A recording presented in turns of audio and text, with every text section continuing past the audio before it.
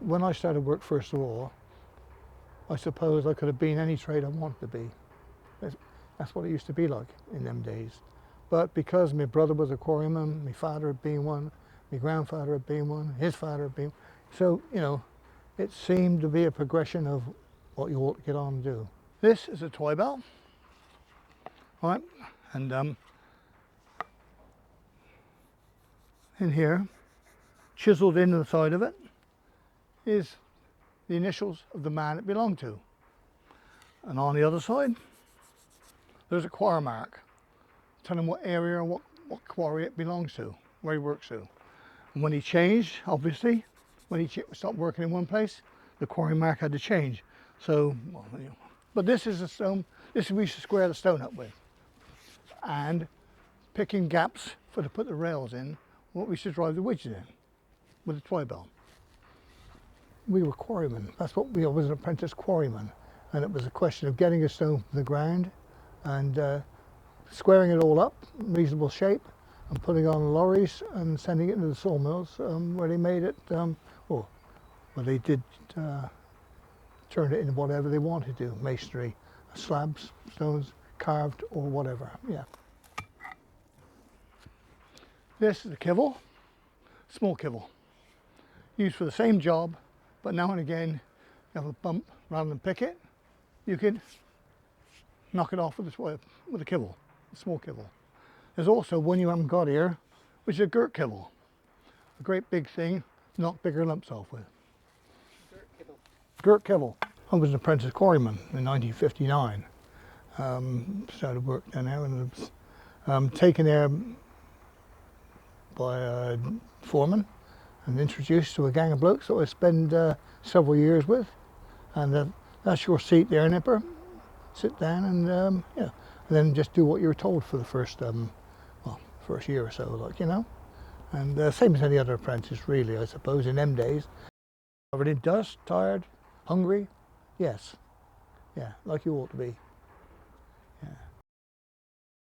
In the quarries as a whole, we were just a crew in one place, and you can imagine that there was other crews in other areas.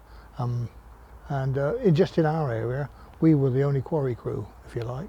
So up the Grove, what we called, you know, whatever it was, there was quite a few quarries there. I suppose there was about half a dozen quarries there. So you can imagine there's a number of quarrymen, and each quarry was about six. About six, yeah. When I started work, we worked a 44-hour week. That was from 8 till 5, and then 8 till 12 on a Saturday. But later on that was reduced, we knocked Saturdays on the head. In between, now and again, time went on when they required a certain stone from a certain area. We did work longer, we worked weekends and stuff, but not very often. The nips would be spread each side of a stone, well, with a chain between them up to the top, and obviously as the chain lifted, it would pull the nips tighter and tighter, and that's where we used to sling a stone to load the lorries. But these are massive, great nips. You know, we never used these very often, high days and odd day. When I started work, these nips, this size, I mean, it's all, in them days, these were all mild chain. This isn't mild chain, but these originally were mild chain, were slung together with mild chain, great big links, like that. It was just when you sling something, you put a chain around and there's a hook. So that's what you used to use to pick up the stone. But when I started work, first of all, I couldn't even pick up the ring to put on the hook of the crane because they were so heavy. When I started work, I was up on learning how to shape the stone, first of all, right? So they were makers up on the stone, right? And down the hole where we were winning a stone, we were getters, all right? I know it sounds strange, but that's the way it used to be. That's the way it used to be, yeah. And so after like a short while up on the bank making stone, I went down the hole, and I was a winner. Been a loser ever bloody since.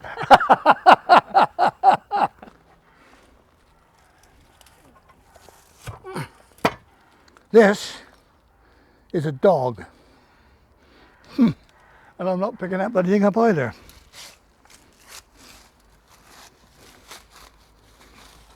This is a lifting dog. I suppose you could call them dogs as well if you like, but they're nips. This is a lifting dog. So when the stone was loose, you loosen the stone with the wedges, whatever you do, and then you drill a hole and put this piece in the hole, hook it on a crane and heave and pull it, lift it, whatever you want to do with it. Yeah, so and also you could put it down behind somewhere with an angle, you know, and it's all to do with leverage, whatever it is, and quarrymen like myself are bloody good at it. Yeah, quarrymen hate rain. And then, you know, when I first started, I was on about the wedges and things. Well, wedges are fine, but when it gets wet, the wedges, you know, bounce out, so they don't grip and drive. So rain, it never used to work. It's a blessing for a quarry boy, I'll tell you. So, like I say, learning all them sort of tricks. We got paid on production, piecework. I was an apprentice boy, so I got paid, you know, whatever. But I must tell you, there was a minimum fallback wage that the quarryman had. Yeah, but once a month we used to pay, you know. And as a quarry boy where I was working, it was a quarry with very poor production. It's nothing to do with the crew. It was the actual land, and it wasn't easy to work. So that means to say the production levels were low, even though we got paid a little bit more per ton, or cubic measurement than maybe someone over here, but we still couldn't make it. And some of the other quarry boys in the easy quarries, you know, but they earned quite a bit of money. They would be given at the end of the month, you know, a few quid. Well, I never had that. My crew were, you know, paupers compared to them at that time. Times changed mine later on. I mean, it was the other way. It turned around and we were the glory boys. When I became a man, okay, and we were, on a good month, we were earning like £30 a week, you know, and down the dockyard, a man working down there for a week was £12 something. It was no comparison at all. So the wages were fine.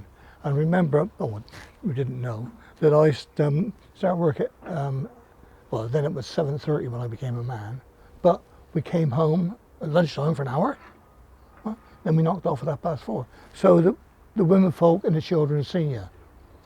I was fishing too. We had we were the biggest part-timers, you know, in them days. We went and built ourselves a 30-foot boat, went lobstering.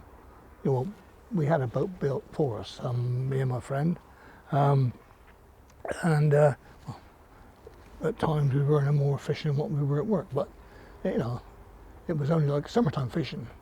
You wouldn't be allowed to do it now. But in them days, there used to be loads of boats around on the beach, under the cranes and the bill and down Durdle and whatever. Yeah, but that's what we used to do. Yeah.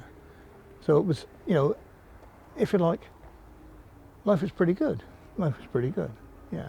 And we're never going to be millionaires or anything like that, but yeah, we live well.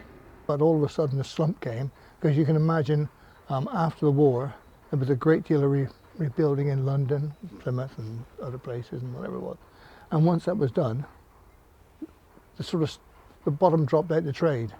I was lucky enough to be kept on, but an awful lot of the quarrymen, in fact, the majority of the quarries were shut down in them days. And also, of course, there's a knock-on effect to the stone mills as well. The sawyers and masons, sawing stone up for slabs, or whatever size you want. In fact, a great big deal of the trade in them days, what you can imagine, was war graves. Stones for war graves and things like that, which still goes on today. Portland stone goes for war graves, all over the world. Yeah, I mean, that wasn't enough to keep a load of men working. Yeah, so, you know, a lot of people had to go in them days just the same. But there was a lot of intricate work as well, but the masons used to turn out. Very skilled men, as were us quarrymen at times, you know. Yeah, there was a lot of people working in the stone in the mills then in them days, and because of the drop in trade, I'm afraid a lot of them had to go as well, and they had to find alternative work, which luckily the dockyard was still open at the time, and a lot of them went down there. I was fortunate, I think, to have just missed the total hydraulics, if you like, for want of a better word. You know, when even the cranes were hydraulic, whatever it was. I was just missed all that, but when I started work, they still had all the equipment, the gear there, what they used to use. And from then, I worked through jackhammers and things like, you know, whatever it is, in blasting, yeah, we blasting, whatever.